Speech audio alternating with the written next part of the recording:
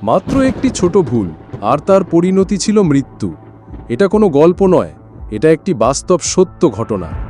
বন্ধুরা, আজ আমি আপনাদের শোনাতে চলেছি একটি নারকীয় সত্য ঘটনা, একটি এমন বাস্তব কাহিনী যা শুধু একজন নারীর জীবন কেড়ে নিয়েছে তাই নয়, আমাদের সবার জন্য রেখে গেছে এক চরম সতর্কবার্তা। তিনি করেছিলেন মাত্র একটি ছোট ভুল, কিন্তু সেই ছোট ভুলটাই হয়ে উঠল তার জীবনের সবচেয়ে ভয়াবহ ট্র্যাজেডি। এই ঘটনাটি যেন একটা থ্রিলার সিনেমার মতো, তবে এটা কোনো গল্প নয়, এটা নির্মম বাস্তবতা। তাই মন দিয়ে শুনুন, কারণ হয়তো আমি আজও অজান্তেই সেই একই ভুল করে চলেছি, আর এক মুহূর্তের অসতর্কতাই আমাদের নিয়ে যেতে পারে একই পরিণতির দিকে। আপনারা দেখছেন ক্রাইম ফাইল বাংলা।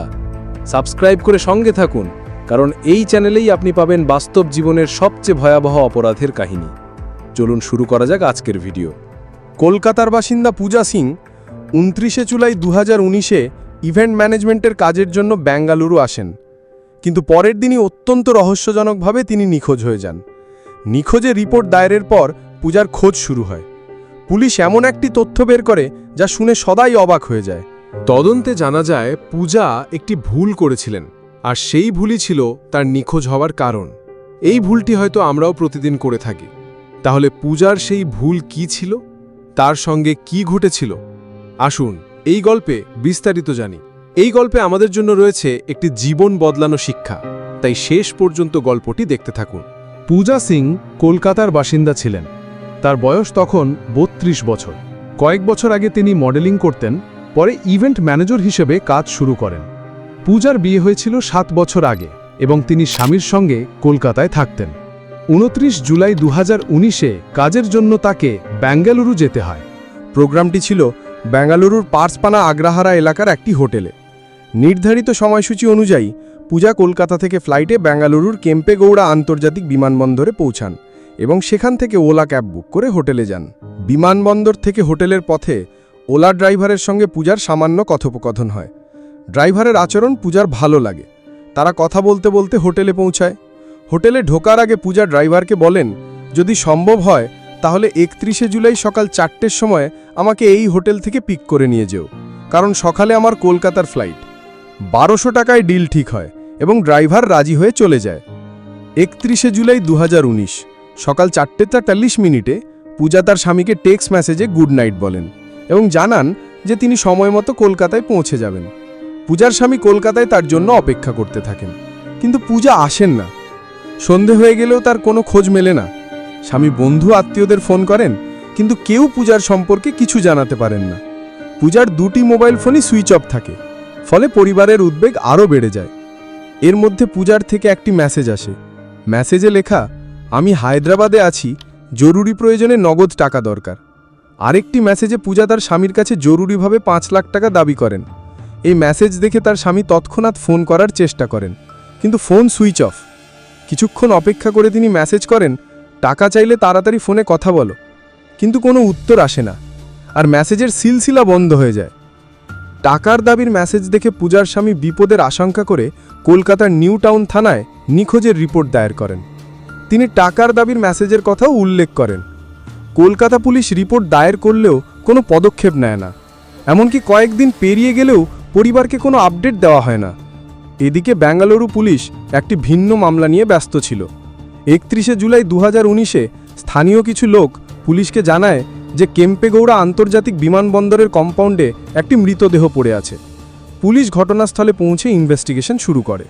মৃতদেহটি একটি মহিলার ছিল, কিন্তু তার মুখ এতটাই বিকৃত ছিল যে চেনা অসম্ভব। তার কাছে কোনো পরিচয়পত্রও ছিল না। পুলিশ মৃতদেহের পরিচয় নির্ধারণের জন্য সমস্ত থানায় তথ্য পাঠায় এবং বিভিন্ন থানায় দায়ের নিখোঁজ রিপোর্ট সংগ্রহ করে, কিন্তু কোথাও থেকে পরিচয় মেলে না। পরিচয় না মেলায় পোস্টমর্টেমের পর আইনি প্রক্রিয়া মেনে পুলিশ মৃতদেহের শেষকৃত্য সম্পন্ন করে। মৃতদেহ থেকে প্রাপ্ত জিনিসপত্র সংগ্রহ করা হয় এবং শরীরে থাকা ট্যাটুর ছবি তোলা হয়। বেঙ্গালুরু পুলিশ মৃতদেহের শেষকৃত্য করলেও মহিলার পরিবারের খোঁজ চালিয়ে যায়। তারা ট্যাটু ও কাপড়ের মাধ্যমে পরিচয় শনাক্তের চেষ্টা করে। কাপড়ের ব্র্যান্ড চিহ্নিত করে পুলিশ দেশের বিভিন্ন আউটলেট থেকে গত 2 বছরে একই সাইজের কাপড় কেনা গ্রাহকদের তথ্য সংগ্রহ করে। এই তদন্তে জানা যায় কলকাতায় এই ধরনের কাপড় কেনা হয়েছিল। পুলিশ কলকাতায় পৌঁছে সেখানকার সব থানা থেকে নিখোঁজ রিপোর্ট সংগ্রহ করে। নিউটাউন থানায় দায়ের একটি রিপোর্টের সঙ্গে বেঙ্গালুরুতে পাওয়া মৃতদেহের বিবরণ মিলে যায়। পুলিশ নিশ্চিত হয় যে মৃতদেহটি পূজা সিংয়ের। 16ই আগস্ট পূজার ভাইয়ের সঙ্গে যোগাযোগ করা হয়। তিনি বেঙ্গালুরুতে এসে মৃতদেহের কাছ থেকে পাওয়া জিনিসপত্র ও ছবি দেখে নিশ্চিত করেন যে এটাই তার বোন। পরে পূজার স্বামী ও বাবা এসেও পরিচয় নিশ্চিত করেন। তদন্তে কলকাতা পুলিশের বড় গাফিলতি ধরা পড়ে। পূজার নিখোঁজ হওয়ার পর তার স্বামী রিপোর্ট করেছিলেন এবং বেঙ্গালুরু যাওয়ার কথা উল্লেখ করেছিলেন। কলকাতা পুলিশের উচিত ছিল বেঙ্গালুরু পুলিশকে তৎক্ষণাৎ জানানো, কিন্তু তারা ফাইলটি ধুলো জমতে দেয়। বেঙ্গালুরু পুলিশের কঠোর পরিশ্রমের জন্যই পূজার পরিবারের খোঁজ মেলে। পুলিশ এবার জানতে চায় পূজার এই অবস্থা কে করেছে। পূজার ইমেলে তার স্বামীর অ্যাক্সেস ছিল। তিনি জানতে পারেন পূজা বিমানবন্দর থেকে হোটেলে যাওয়ার জন্য ওলা ক্যাব বুক করেছিলেন। পুলিশ ওই ক্যাব ট্রেস করে। জানা যায় পূজার বুকিং ছিল ওই ক্যাবের শেষ বুকিং। ড্রাইভারের নাম ছিল নাগেশ, বয়স ছিল 22। পুলিশ নাগেশের মোবাইল নম্বর ট্র্যাক করে। তদন্তে চাঞ্চল্যকর তথ্য বের হয়। তদন্তে জানা যায় টাকার দাবির মেসেজ আসার সময় পূজার মোবাইল এবং নাগেশের মোবাইল একই লোকেশনে ছিল। পুলিশ নাগেশকে ধরে। প্রথমে সে কিছু বলতে চায় না, কিন্তু কঠোর জিজ্ঞাসাবাদে সে সব খুলে বলে। নাগেশের স্বীকারোক্তি ছিল হার হিম করা। তার বয়ান অনুযায়ী পূজা ওলা অ্যাপের মাধ্যমে নাগেশের ক্যাব বুক করেছিলেন ক্রিসেন্ট রোড থেকে সাহারা প্যাভিলিয়ন হোটেলে। পথে তাদের কথোপকথন হয়। নাগেশের আচরণ পূজার ভালো লাগে। তিনি বলেন, 31শে জুলাই সকালে আমাকে আবার বিমানবন্দরে যেতে হবে। তুমি যদি চাও আমাকে পিক করতে পারো, কারণ এত সকালে অন্য ক্যাব পাওয়া মুশকিল। 1200 টাকায় ডিল হয় এবং ড্রাইভার রাজি হয়ে চলে যায়। এই ডিলের পর নাগেশের মনে শয়তানি চিন্তা আসে। সে পূজাকে লুট করার পরিকল্পনা করে। তার মনে হয় পূজা ধনী, তার কাছে প্রচুর টাকা ও গয়না থাকতে পারে। সে একটি দোকান থেকে ছুরি কেনে এবং ক্যাবের সিটের নিচে লুকিয়ে রাখে। এছাড়া ক্যাবের জ্যাক রডও সিটের কাছে রাখে। ডিলের অনুযায়ী 31শে জুলাই সকাল 3:45 নাগেশ হোটেলে পূজাকে পিক করতে যায়। পূজা তৈরি ছিলেন। তিনি ক্যাবে ওঠে বিমানবন্দরের দিকে রওনা দেন। পূজা ক্লান্ত ছিলেন এবং ঘুমিয়ে পড়েন। নাগেশ বুঝতে পারে পূজা ঘুমিয়ে গেছেন। সে বিমানবন্দরের রাস্তা ছেড়ে অন্য রাস্তায় ক্যাব ঘুরিয়ে নেয়। পূজা ঘুমে থাকায় কিচ্ছু টের পাননি।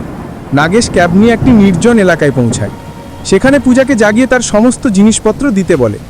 পূজা প্রতিবাদ করেন এবং সাহায্যের জন্য চিৎকার করার চেষ্টা করেন, কিন্তু চিৎকার করার আগেই নাগেশ সিটের নিচ থেকে লোহার রড বের করে পূজার মাথায় আঘাত করে। পূজা অজ্ঞান হয়ে পড়ে। নাগেশ পূজাকে আবার ক্যাবে তোলে এবং হালি নামে জায়গায় যায়। সেখানে সে বিমানবন্দরের কম্পাউন্ডে ক্যাব থামায়। পূজা হঠাৎ জ্ঞান ফিরে ক্যাব থেকে বেরিয়ে পালানোর চেষ্টা করেন। নাগেশ তাকে ধাওয়া করে এবং ছুরি দিয়ে একের পর এক আঘাত করতে থাকে। পূজা রক্তাক্ত হয়ে পড়েন। তিনি চিৎকার করার চেষ্টা করেন, কিন্তু সকালে কেউ তার চিৎকার শুনতে পায় না। পোস্টমর্টেম রিপোর্টে বলা হয় পূজাকে কমপক্ষে 22 বার ছুরি দিয়ে আঘাত করা হয়েছিল, তবুও তিনি বেঁচে ছিলেন। এতে নাগেশের রাগ বেড়ে যায়। সে একটা বড় পাথর তুলে পূজার বুকে আঘাত করে যাতে পূজার মৃত্যু হয়। নাগেশ ভয় পায় যে পূজার পরিচয় প্রকাশ পেলে সে ধরা পড়ে যাবে, তাই সে পাথর দিয়ে পূজার মুখে বারবার আঘাত করে মুখ বিকৃত করে দেয়। পূজাকে হত্যা করে মৃতদেহ ঝোপে ফেলে দেয়। সে পূজার সমস্ত জিনিসপত্র নিয়ে নেয়। নাগেশ ভেবেছিল পূজার কাছে লাখ লাখ টাকা থাকবে, কিন্তু পূজার পার্সে ছিল মাত্র 500 টাকার একটি নোট আর 2টি ক্রেডিট কার্ড। এছাড়া পূজার কাছে 2টি মোবাইল ছিল, একটি অ্যাপেল, অন্যটি ভিভো। নাগেশ 500 টাকা আর 2টি মোবাইল নিয়ে নেয়। সে একটি মোবাইল শপে গিয়ে ভিভো ফোনের IMEI নম্বর পরিবর্তন করে যাতে চুরি ধরা না পড়ে। অ্যাপেল ফোনটি সে সস্তায় বিক্রি করে দেয়। এছাড়া পূজার মোবাইল ওয়ালেট থেকে কিছু হাজার টাকা নিজের ওয়ালেটে ট্রান্সফার করে। তারপর ভিভো ফোন থেকে ভাঙাচোরা ইংরাজিতে পূজার স্বামীর কাছে 5 লাখ টাকা দাবি করে, কিন্তু ভাঙা ইংরাজি দেখে পূজার স্বামী বুঝতে পারেন এটা পূজা লেখেনি। তিনি পুলিশে রিপোর্ট করেন। পুলিশের মতে পূজা যদি একটি ছোট নাদানি না করতেন তাহলে এমনটা হতো না। পূজা যখন ড্রাইভারের সঙ্গে সকালে পিকআপের ডিল করেন তা ওলা অ্যাপের মাধ্যমে নয়, সরাসরি ফোনে হয়েছিল। পুলিশ বলে যদি পূজা অ্যাপের মাধ্যমে বুকিং করতেন তাহলে ড্রাইভার ধরা পড়ার ভয় এমন কিছু করত না। অ্যাপের মাধ্যমে বুকিং থাকলে সাহায্য দ্রুত পৌঁছাতে পারত, কিন্তু কিছু টাকা বাঁচাতে বা সকালে ক্যাবলা পাওয়ার চিন্তায় পূজা অফ প্ল্যাটফর্ম ডিল করে ফেলেন। এই ডিলের মাসুল তাকে প্রাণ দিয়ে দিতে হয়। পুলিশ ও ক্যাব বুকিং অ্যাপগুলি বারবার বলে কখনো অফ প্ল্যাটফর্ম ডিল করবেন না। এতে কিছু টাকা বাঁচলেও ভাগ্য খারাপ হলে আপনার নিরাপত্তা বিপন্ন হতে পারে। নাগেশকে গ্রেপ্তার করে জেলে পাঠানো হয়েছে। তার বিরুদ্ধে হত্যা, প্রমাণ নষ্ট করা ও লুটপাটের মতো গুরুতর অভিযোগে মামলা চলছে। 2021-এ পুলিশ চার্জশিট দাখিল করে। বর্তমানে নাগেশ জেলে সাজার অপেক্ষায় রয়েছেন। আপনার মতে অনলাইন ক্যাব বুকিং করার সময় কি কি সতর্কতা অবলম্বন করা উচিত? মন্তব্যে জানান। সবসময় সতর্ক থাকুন। ধন্যবাদ।